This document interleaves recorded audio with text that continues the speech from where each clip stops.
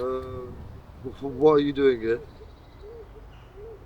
Seeing you sit here every single day for the past few weeks and just stare at that watch. What are you waiting for? I'm waiting for the right time.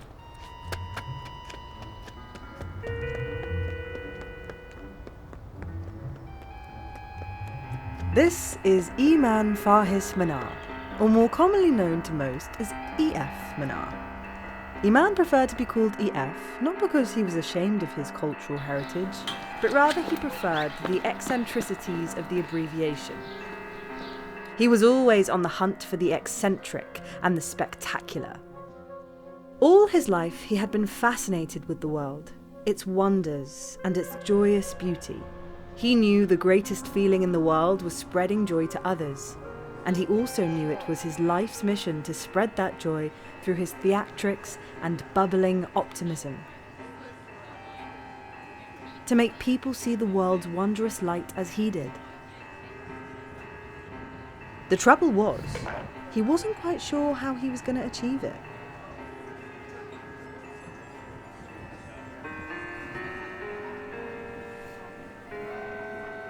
He certainly had the flair and the passion, even if his flair did go a bit too far.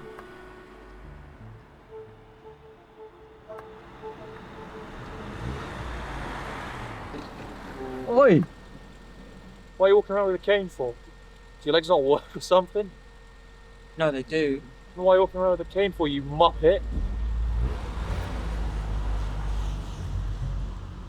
And though the world tried to break his spirits, E.F. always found a way to keep that bright spark shining. He was certainly an acquired taste for many, though ever since his childhood, he could always be found in the company of his oldest and closest friend, Nathaniel Jacobson. Nate always enjoyed being in E.F.'s presence. There was always something exciting and unexpected hidden around the corner. Come on, ladies and gentlemen, gather around, gather around. Who's here for a magic show? Anyone? No? No, I don't, mate. The two were inseparable. So much so that Nate had asked E.F. to move in with him free of charge. Something which had always irritated Nate's friend, roommate, and landlord, Douglas McConnelly. Evening, gents. Whoa, dull mate. It was no secret that Doug despised E.F. Whilst Nate saw his eccentricities as charming and fun, Doug found E.F. to be nothing short of a lazy idiot who wasted his time achieving nothing. Totally free. Who wants to show? Gather around. Had it not been for the fact that Nate paid for E.F.'s rent, Doug would have thrown him out the moment he had stepped foot in the house. Look! Nate! Nate!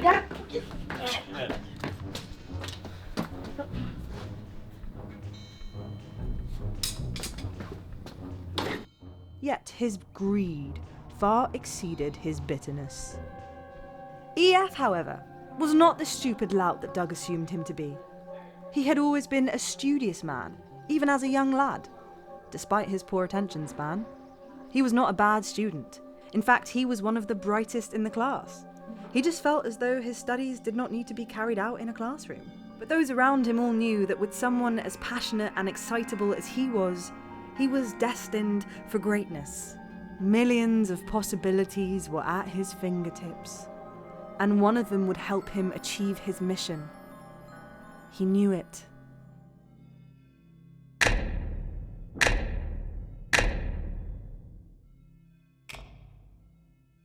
Ladies and gentlemen, my name is E.F. Manar. I'm prepared to be dazzled.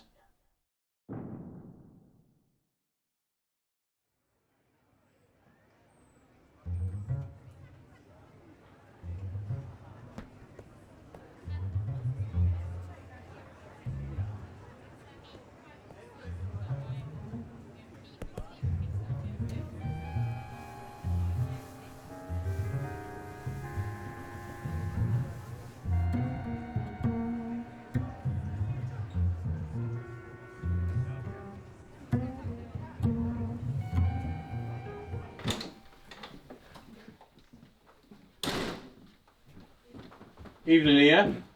Evening.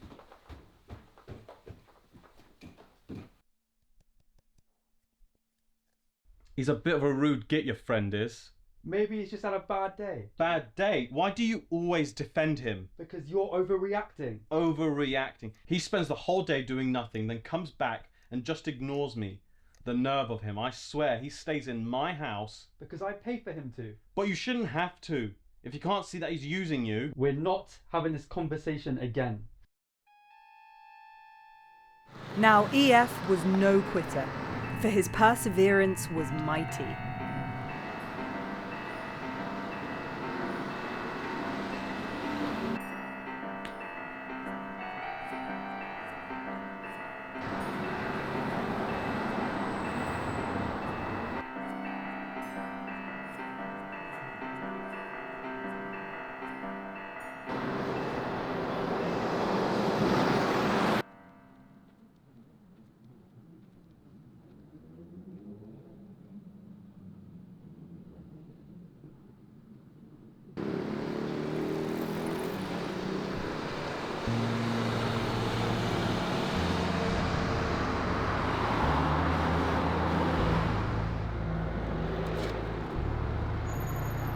Though no matter how hard he tried to keep the spark alive, the world kept pushing him down.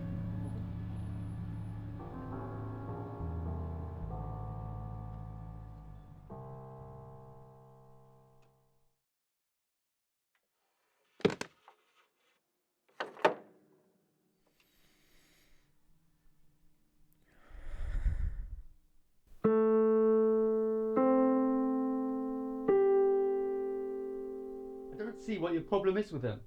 He's a freeloader and I want him out of my house. You can't just kick him out. I pay for his room. I don't care. You're going to have to bring him down here and we're going to sort this out.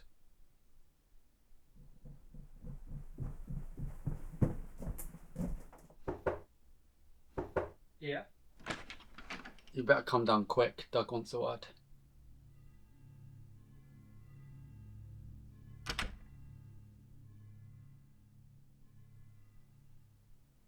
Evan. That's E-Man, and I prefer to be called E.F. No, I'm going to call you Emin because that's your name. What? It's not. It's E-Man, and please call me I E.F. don't care what you prefer, quite frankly. You're living under my roof, so I'll call you what I like. Doug, you can't talk to him like that. Like what? Like a child? It's not a child, Doug. He is a child. Do you know why I called you in here? It's because I'm sick and tired of you living here and not contributing anything. Contributing. Yes, contributing. Cooking, cleaning, socialising, paying rent.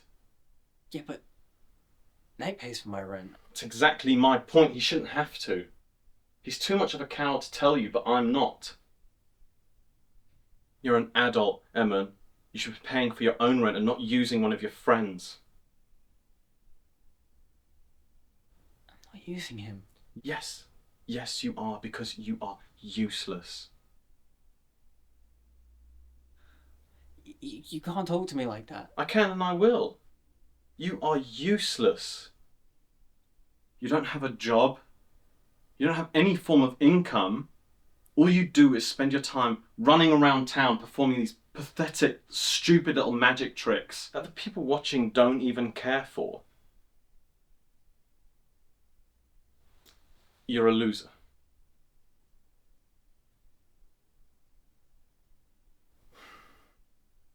If you don't make a serious change by getting a proper job and pulling your weight around here, I want you out of my house by the end of the month. Is that clear? Yeah. Yeah.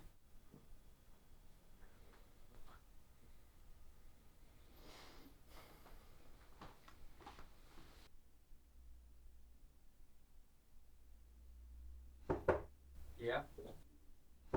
Yeah.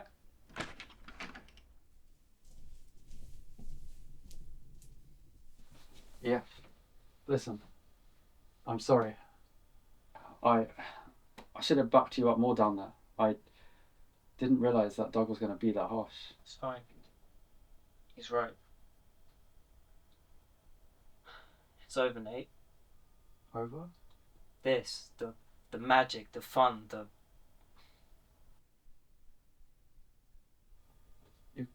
Just going to give up completely? Give up on what, Nate? I'm not exactly doing anything useful with my life. This magic routine, it's also stupid. I guess it's time to put away the toys and, I don't know, grow up. Okay, listen.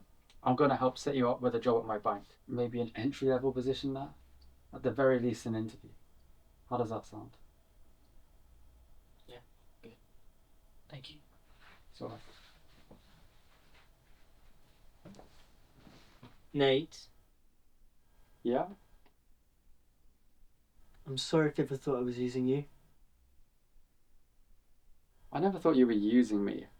I mean, I was never going to be able to pay for your rent forever, but you were never using me. I offered, remember?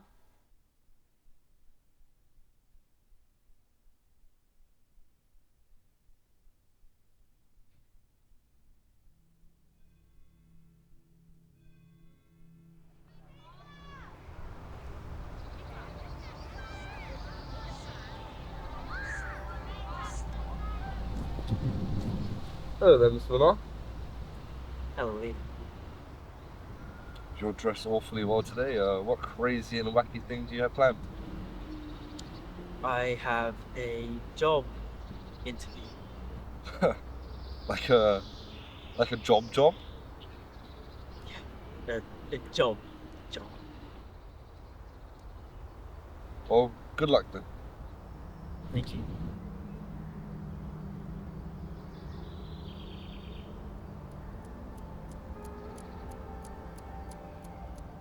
Now, this is an entry-level position. Mr. McConnelly has explained to us your lack of experience and your situation, but after a week's training, we expect you to put in the extra hours to make sure you get up to the standards we expect. Don't worry, sir. I'm a quick learner.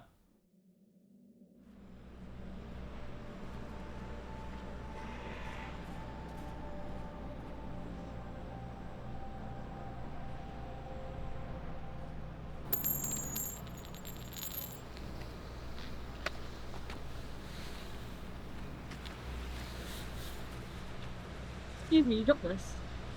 Thank you. Oh. Ah, I already know a trick, but at least you tried.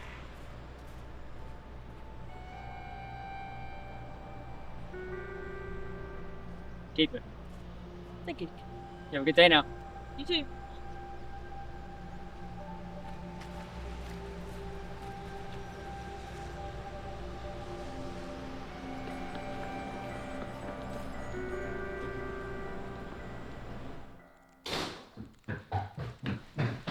Nate!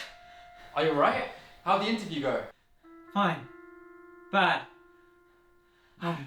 Doesn't matter. The point is, I've realised, Nate, I can't give up on this dream. Like, yes, I wasn't doing anything useful beforehand, but that doesn't mean I need to give up on it entirely, you know? What are you trying to say? I'm saying I need you to help me turn this dream into something constructive. Well, what do you have in mind?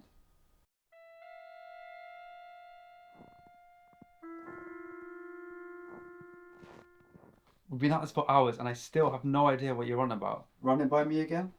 Nate, we need lights. Whatever this place is going to be, it has to be for everyone. Not just me. You know, I can perform every so often, even be the host, but this place, it needs to be constantly changing, constantly evolving. We need lights, we need seats, we need to pull in masses, pull in the crowds. We need to even bring in other performers. Like a circus. Like a theatre space. With his faith rekindled and the spark alive, E.F. and Nate set to work on his dream project.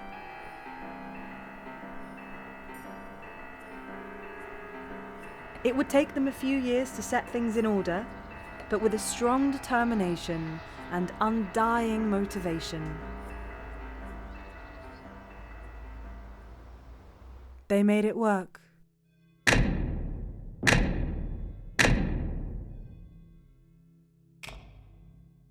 Ladies and gentlemen, welcome to Manar.